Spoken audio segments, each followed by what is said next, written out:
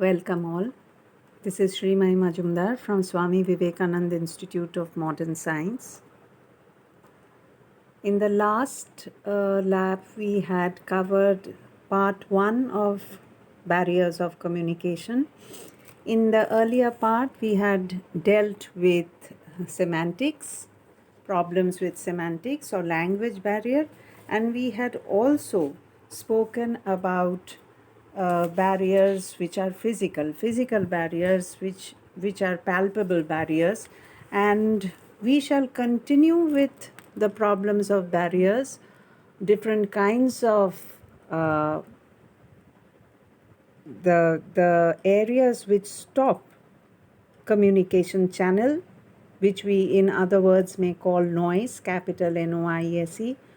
All those obstacles which stop the communication, a smooth communication, are barriers. In this part, we shall talk about organizational barriers and psychological barriers.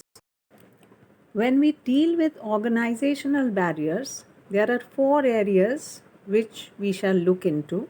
The first is organizational rules and regulations. In the corporate world, we are very much tied up by certain rules and regulations, behavioral rules, spoken rules.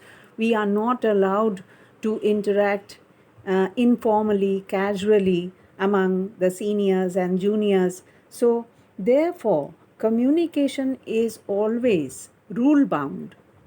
And since communication is rule bound in the corporate world, easy flow of communication or talking freely to the seniors or being very informal to the juniors are not allowed. And this can be a barrier in easy, casual interaction among people in the corporate world. In the second step, we find that if we have lack of staff meeting, then there will be gaps in the communication, informational gaps in the communication. Staff aid meeting is one tool which helps us to interact, to interchange official news among each other. Therefore, this is another point which should be looked into. In the third case, we may find that we have used a wrong channel for an important news. In the official space, supposing for an appointment, if it is only verbal, then it does not hold good at all. Or if it is only a telephonic instruction of an important event, then it is not good at all. Therefore, using the right material, whether it is email, whether it is audiovisual, whether it is a printed material, the right medium must be used for the correct transmission of message. And in the last lab, we have a problem which is completely hierarchical. As messages transferred, as messages are transferred from the highest level to the lowest level, from the highest category to the lowest category, when messages are transferred, the content of the messages may be changed, distorted, missing, and when it finally comes down to the bottom level, the 80% or 90% of the message may be lost. An important instruction with all its different angles may come down to the first, second, third level. After that, the major message may lose its content and credibility when it comes to the bottom. We now come to a major area of barrier. This barrier is psychological barrier. This is totally based on man's emotions, sentiments, outlooks, physical conditions. There are mental stages, mental blocks, which may create a barrier, big time barrier in communication. First, let us look into selective perception. Every human being may not have the same perception or the same level of perception. The depth of understanding may be different.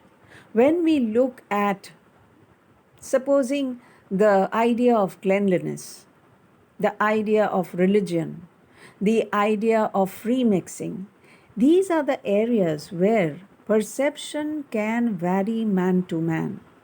And it is here the style of communication will also vary. A free living, a free mental makeup may allow a person to communicate better or receive better, but a person whose entire concept, social, personal ideas are within a typical framework, he or she may not accept or transfer a communication effectively. The second point says premature evaluation.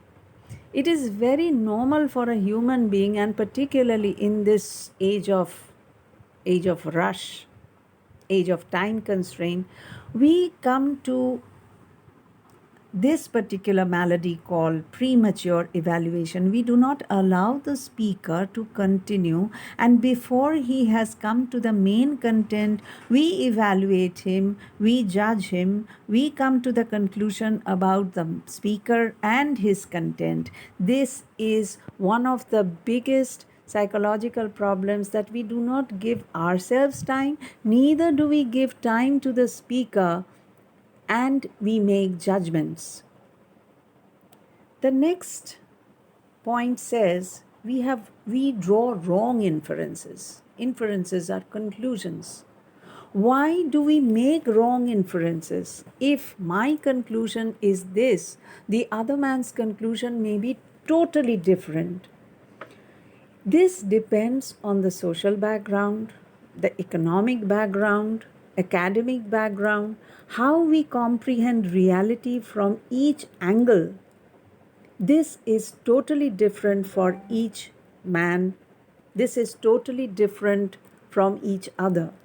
Therefore, the psychological bent, one may have a very liberal bent, one may have a very conservative bent towards the same problem, and therefore the inferences, the conclusions will be different, the language will be different, the reaction, the communication will be totally different.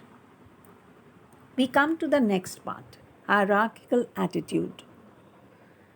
In the corporate world, there is this big mental division between the seniors and juniors.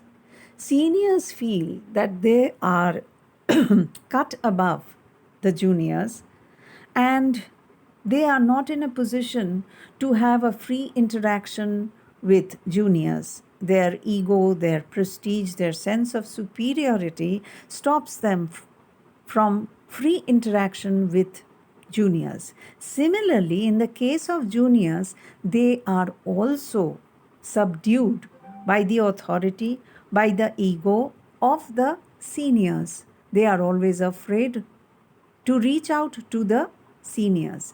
This is one big drawback in the corporate world, where hierarchical attitude and the mental makeup of this hierarchy stops people from interacting with each other.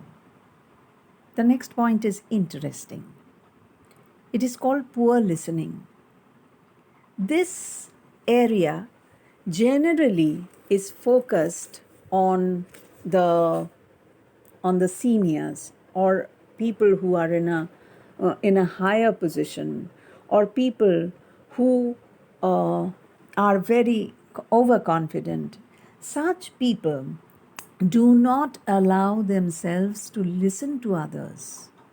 They select areas which to them are worth listening, and they reject areas which to them are not worth listening. This is a this creates a big gap in understanding, in comprehending, in coming to conclusions about any matter.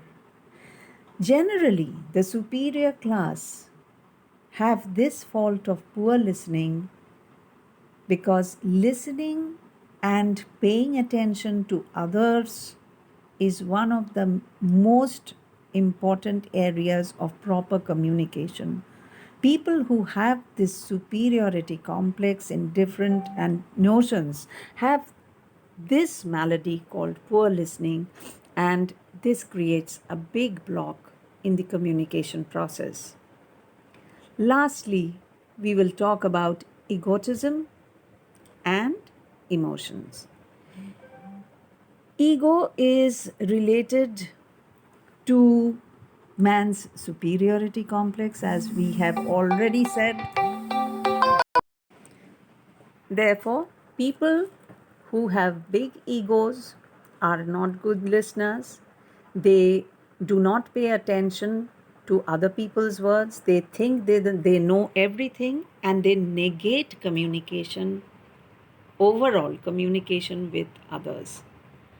The last part is the emotional content of man.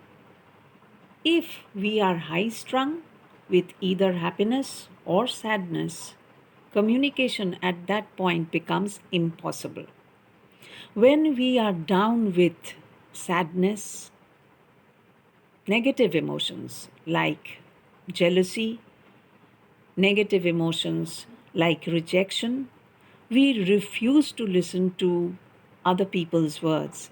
At the same time, in an opposite way, if we are very, very elated, excited about something, we may not be able to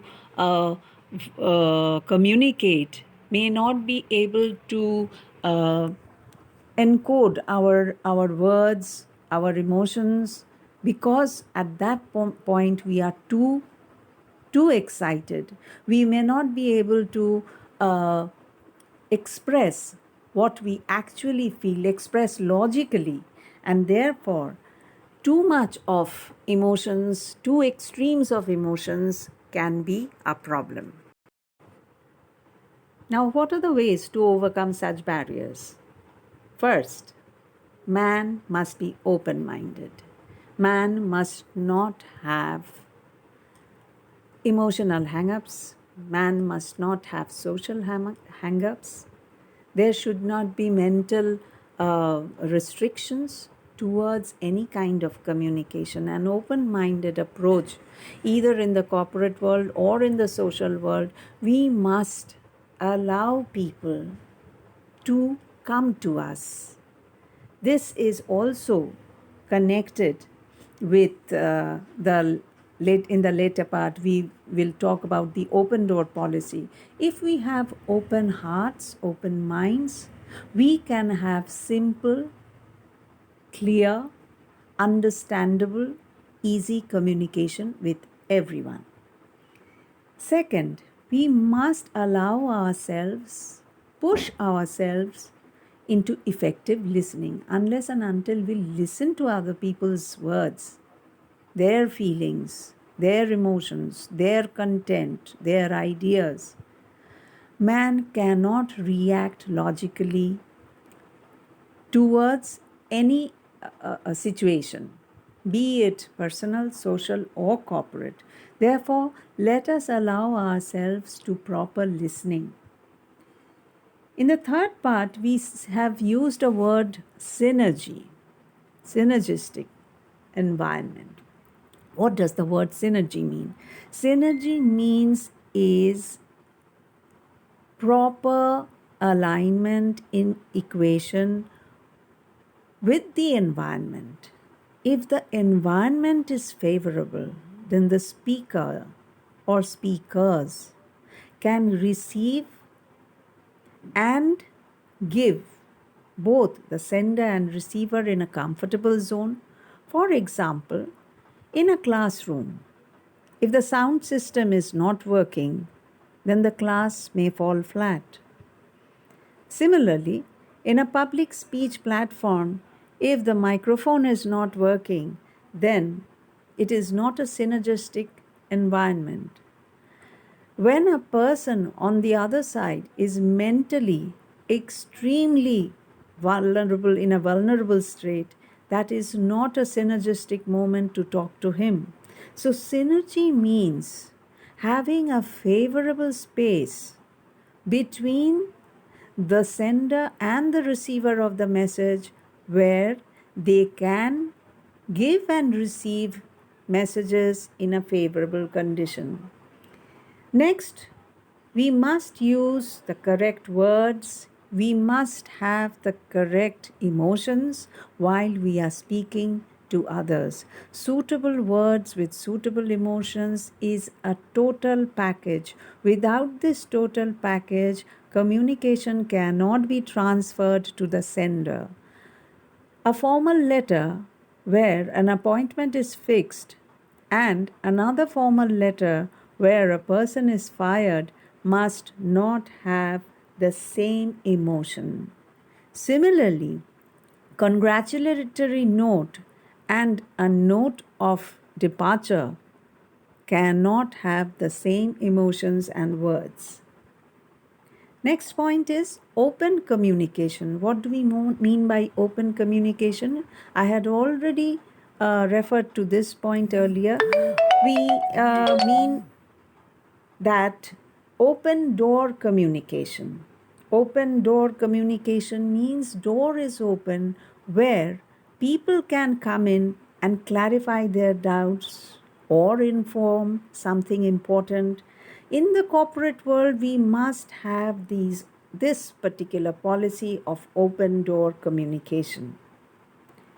Lastly, we must use the correct channel, the correct medium. As we have already said, the correct channel in case of formal, whether it is email, whether it is telephone, whether it is a hard copy, and the proper language. And if we are speaking, then we must have proper intonation, proper body language, so that the message is complete in its meaning, in its emotion, both in its visible world as well as in its virtual world.